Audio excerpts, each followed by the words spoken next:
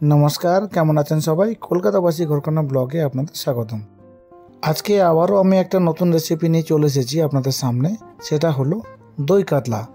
कातला माछेर दई दिये किभाबे बानाते हय चलुन सेई रेसिपिटा आपनादेर साथे शेयार करी एबं पुरो भिडियोटा देखते थाकुन, संगे थाकुन, साथे थाकुन। आमी 700 ग्राम मतो कातला माछ किने नियेछिलाम, पिस करे नियेछि एबं पिसगुलोर मध्ये हलुद आर लवण एर मধ্যে মাখিয়ে নেব। এরপর আমি এখানে 100 গ্রাম মতো টক দই নিয়ে নিয়েছি।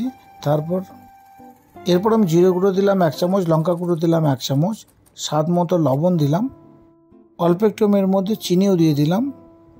সমস্ত কিছু দিয়ে দিয়েছি। 1 কাপ মতো জল দিয়ে এবার এটাকে ভালো করে ফেটিয়ে নেব। এবার এটা ভালো করে ফাটানো হয়ে গেছে আমার। আমি একটা মিক্সার বোল নিয়ে নিয়েছি, তার মধ্যে আগে থেকে পেঁয়াজগুলো আমি কেটে রেখেছিলাম সেগুলোর মধ্যে দিয়ে দিলাম। অল্প কিছুটা আদা এর মধ্যে আমি দিয়ে দিলাম। 5 থেকে 6টা রসুনের কোয়া আমি দিয়ে দিলাম। এরপর আমি দিয়ে দেবো 3টে লঙ্কা, কাঁচা লঙ্কা আর অল্প একটু জল। এরপর এটাকে পেস্ট করে নেব। আমার পেস্ট রেডি হয়ে গেছে দেখতে পাচ্ছেন। আমি কড়াইয়ের মধ্যে একটু তেল দিয়ে দিলাম। তেলটা আমার গরম হয়ে গেছে। এরপর আমি সমস্ত মাছগুলো একটা একটা করে এর মধ্যে দিয়ে ভালো করে ভেজে নেব। মাছগুলো আমি ভালো করে লাল লাল করে ভেজে নেব। এবার দেখতে পাচ্ছেন আমি তেলের মধ্যে মাছগুলো দিয়ে দিয়েছি। এটা একটা জিনিস আপনারা খেয়াল রাখবেন, এটা লো ফ্লেমে রেখে মাছগুলো আপনাকে ভালো করে লাল লাল করে ভেজে নিতে হবে। দেখতে পাচ্ছেন আমার এক পিঠ হয়ে গেছে। এরপর আমি মাছগুলোকে উল্টে দিয়ে আর একটা পিঠ আমি ভালো করে ভেজে নেব। মাছগুলো দেখতে পাচ্ছেন যে অলমোস্ট ভাজা হয়ে গেছে। এরপর আমি মাছগুলো একটা পাত্রেতে তুলে রাখবো। এই মাছ কিন্তু খুব বেশি ভাজবেন না, একদম কড়াভাবে নয়, লাল লাল করে অল্প একটু করে ভেজে নেবেন। ওই মাছের তেলটার মধ্যে আমি অল্প একটু গরম মশলা এবং যে পেস্ট করা যে মশলাটা, সেই মশলাটা আমি এই তেলের মধ্যেই দিয়ে দিলাম। এরপরও যে ফেটে রাখা দইটা সেটাও আমি এর মধ্যে দিয়ে দিলাম। এবার এটাকে দিয়ে ভালো করে খুন্তি দিয়ে নাড়াচাড়া করতে থাকবেন আপনারাও, আমিও নাড়াচাড়া করে দিচ্ছি। এবার এখানে একটা জিনিস আপনাদেরকে খেয়াল রাখতে হবে, এই মশলাটা কিন্তু খুব ভালো করে ভাজতে হবে এবং যখন মশলা থেকে তেল ছাড়তে শুরু করবে তখন এটা মাছগুলো ফেলে দেবেন। আমার এই ভেজে রাখা সমস্ত মাছগুলো একটা একটা করে এর মধ্যে আমি দিয়ে দেব।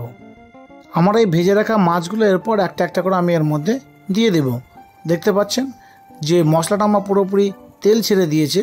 ঠিক এভাবেই যখন তেল ছেড়ে দেবে আপনাদের মশলায়, তারপর একটা একটা করে মাছ এর মধ্যে দিয়ে দেবেন। আমি সমস্ত মাছগুলো এপিট এপিট করে দিয়ে 5 থেকে 7 মিনিট মতো একটু ঢাকা দিয়ে রেখেছিলাম। আপনারা একটু ঢাকা দিয়ে দেবেন। তারপর ঢাকাটা খুলে 1 চামচ আমি এর মধ্যে গরম মশলা আমি এর মধ্যে অ্যাড করে দিলাম। তাতে এর মধ্যে কি হয়, অসাধারণ একটা ফ্লেভার আসে এবং খেতেও খুব সুস্বাদু হয়।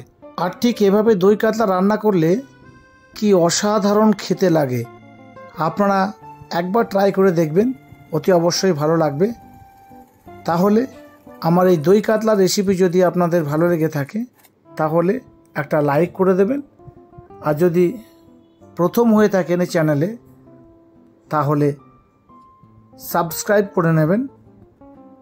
ভালো থাকবেন, সুস্থ থাকবেন, সাবধানে থাকবেন। দেখা হবে খুব তাড়াতাড়ি পরের ভিডিওতে।